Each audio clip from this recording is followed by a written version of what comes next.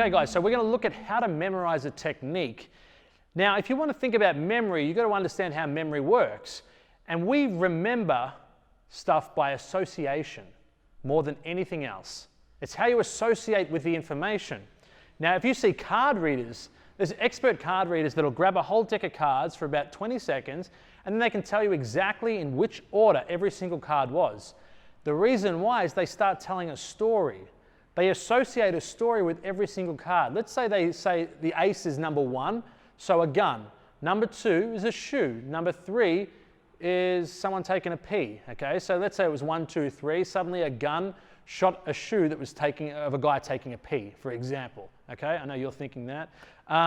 That's the way you would tell a story. You go through the whole deck of cards. So we know that we learn by association. So what you need to do when you're trying to memorize a technique is you want to use analogies to help you associate with especially concepts. I'll give you some examples of that right now. I always like to talk about the anaconda because and this is a really good way of how to fight somebody. So the anaconda doesn't kill someone by squeezing them to death.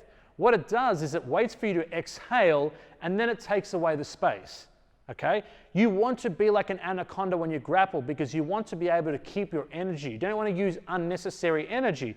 And the biggest problem with people when they grapple is they do exactly that. Let's say me and Hector are wrestling and he's pushing me away and I want to get closer to him. So what they do is they just force their way in real tight. And that's cool, it might work, but you're using unnecessary energy. What the anaconda would do, the anaconda would wait and it would fill the gaps. So let's say we are in this position here. Maybe the anaconda will come underneath this. It'll wait for you to, exhale, then suddenly I'm underneath here, okay? I didn't force his hands out of the way, I just slipped. Or maybe we're in a position like that and I want to get close to him. And we're moving around, I wait for him to move and then suddenly I'm in closer to him here. And I'm nice and tight, I didn't use any energy. And then Hector goes to move another way and then suddenly I'm underneath him here. And then suddenly I'm behind him here. But the way I did that was very energy efficient. I'm basically trying to fill the space that I have. I never want to force I shouldn't say never want to.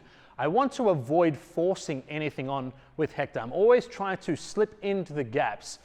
If you are using your guard now and you're on your back, and I'm trying to pass, and let's say I'm getting closer to passing, you're framing kind of on my shoulders. I don't want to just have to fight the frames and pull myself down because it would require too much energy. What I want to try and do is I want to try and slip into these gaps. I want to somehow, if you are framing here, I want to try and somehow slip, and then suddenly I'm nice and close to him.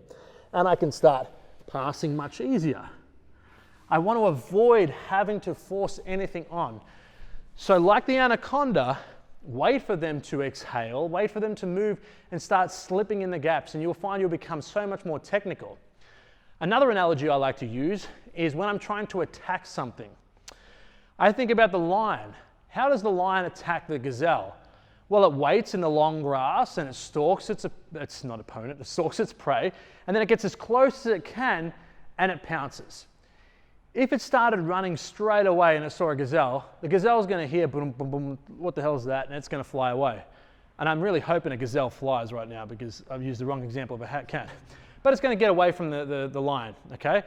I want to have the same thing when I'm wrestling with someone. If I want to shoot a double leg, I'm not going to be this far out and be like, and shoot, he's going to sprawl and smash my face. What I want to do is I want to be like the lion. I want to be subtle. I want to hide in the grass and get close as I can. Obviously, we don't have grass here, so I'm not going to fucking hide in there and shoot underneath. But what I could do is I could get closer to him. I could get these positions here where it feels like it's not a bad position.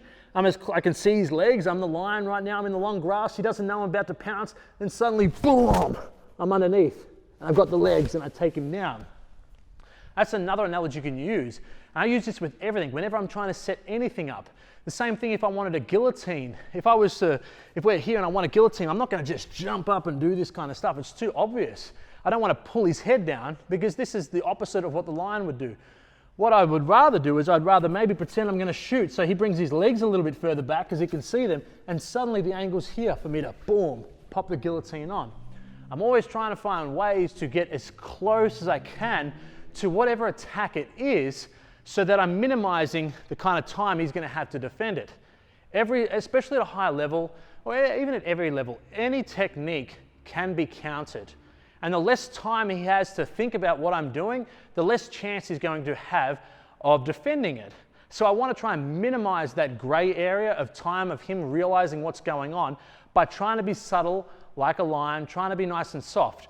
Things are good, like if I wanted to attack the arm drag like I was talking about earlier in the video, if I grab his wrist here and I start squeezing, what kind of message does that send him? He's going to think I'm going to attack that. A lion wouldn't just grab straight away. It would be nice and relaxed and there's nothing wrong here. You don't need to be worried. Boom, and then I start attacking. So everything you do conveys a message in jiu-jitsu. Every movement you do. And you want to try and avoid sending him any kind of telegraph of what you're trying to attack or what you're going to use to attack him.